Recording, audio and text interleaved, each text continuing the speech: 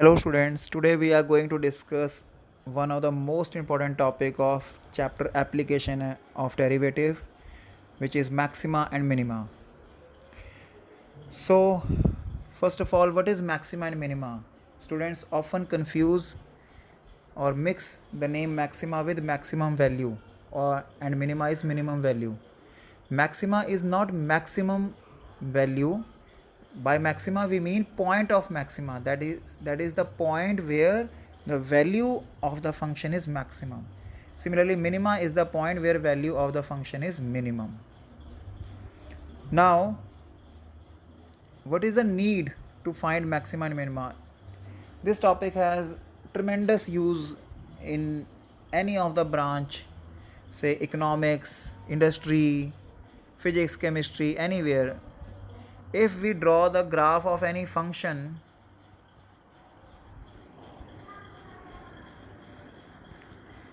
and we want to know where this graph is obtaining its maximum and minimum value, so this technique will help us.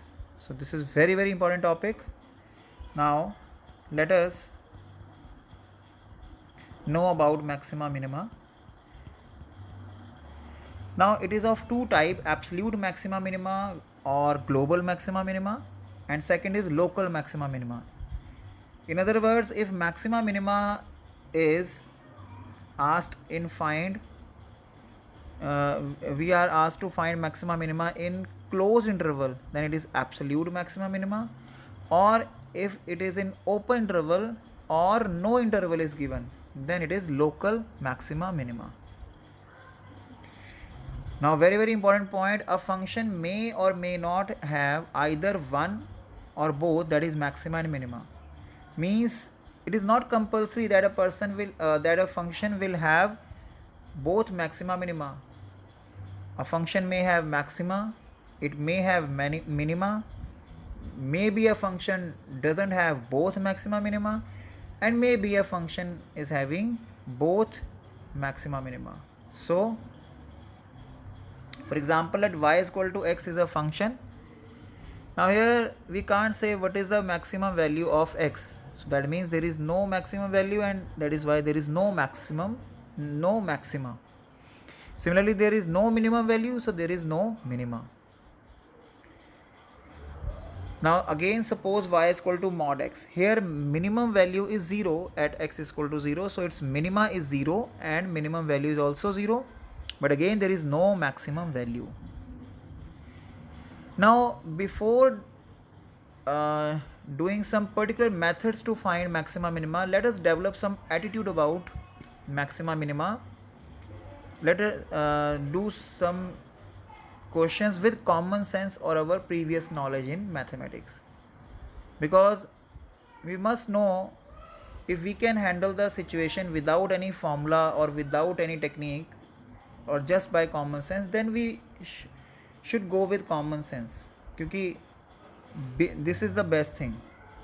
So let us see, find maximum and minimum value. Today we are going to discuss only these kind of question. Without any technique, we are trying to find the maxima minima. So question is, find maxima and minima, find maximum and minimum value if any. If any means, because it may possible maxima and minima are not existing. So if they are existing, for the following function. Now first function is 2x minus 1 whole square plus 3. Here clearly its minimum value is 3, because square can't be negative. Minimum value of any square is 0, and this function obtains its minimum value at x is equal to half, which is making the square 0. So hence minimum value is 3 and minima is half. Similarly, there is no maximum value. Now let us consider this function minus x minus 1 whole square plus 10. Now if you see, I am just rotating the shuffling the terms, like I am writing 10 minus x minus 1 whole square.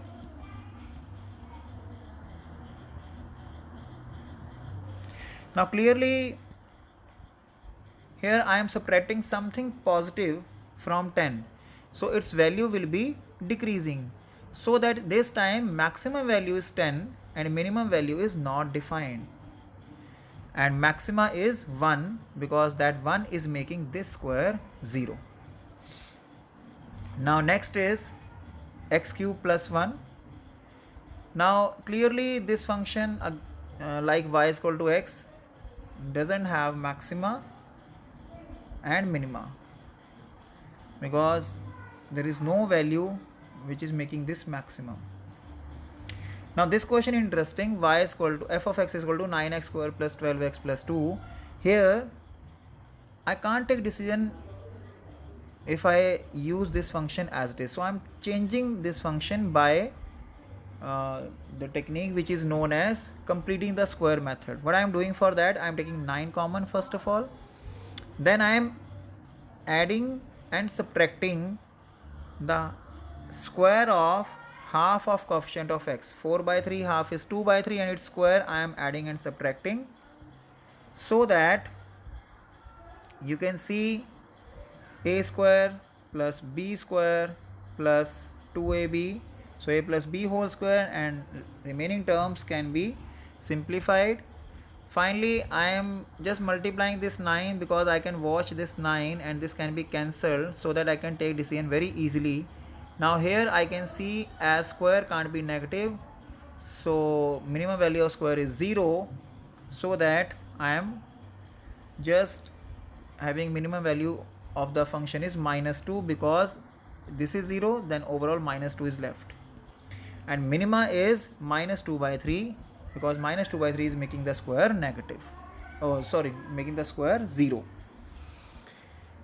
Now next is mod of x plus 2 minus 1. So mod also behave like square, it also can't be negative, so minimum value of the mod is 0 and minimum value of the function is minus 1, and when I'm putting x as minus 2, then minimum value is minus 1, so minima is minus 2 and minimum value is minus 1. Now this is interesting question again. H of x is equal to sine of 2x plus 5. Now whatever the angle of sine is, it always lie between minus 1 to 1. Simple. I am adding 5 to the inequality, so that sine of 2x plus 5 is lying in 4 to 6. So minimum value is 4 and maximum is 6. And if I observe the maximum value of sine is 1, so that 2x is equal to pi by 2 and x is pi by 4, and minima is minus pi by 4. And we can observe one thing also, that there may be more points apart from pi by 4 and minus pi by 4 where this function can obtain maximum and minimum value. So this question gives a very very important message, that from the above question it is clear that there may be more than one maxima or minima, but there is always one and only one maximum value or minimum value. Remember this thing. Now next is y is equal to mod of sine 4x plus 3. Plus 3 is different from the angle, it is not counted in the angle. So again, as sine of 4x, it lies from minus 1 to 1. So I am adding 3 in the inequality. So it is 2 less than is equal to sine of 4x plus 3 less than is equal to 4. Now I am taking mod. So taking mod is not going to create any difference. Values are already positive. So minimum value is 2, maximum is 4. Next is again very very interesting question. Y is equal to sine x plus cos x. If you remember, we have done this thing in trigonometry. This is of the form a cos theta plus b sin theta, where a is 1 coefficient of sin x and b is also 1 coefficient of cos x. Now as we know our previous knowledge, that maximum and minimum value of this function is minus under root of a square plus b square. This is minimum value, and under root of a square plus b square, which is maximum value. So by this calculation, maximum value is root 2 and minimum is minus root 2. Simple. We can apply this technique on 3 cos x plus 4 sin x also. So here minimum value is 5, 3 square plus 4 square under root. Maximum value is 5 and minimum value is minus 5. So these were some questions where we can judge the value, maximum value, minimum value, maxima and minima by just by inspection or by previous knowledge. So hope you must have gone through these questions. Okay, that's all for today. Take care. Have a nice day. Thank you.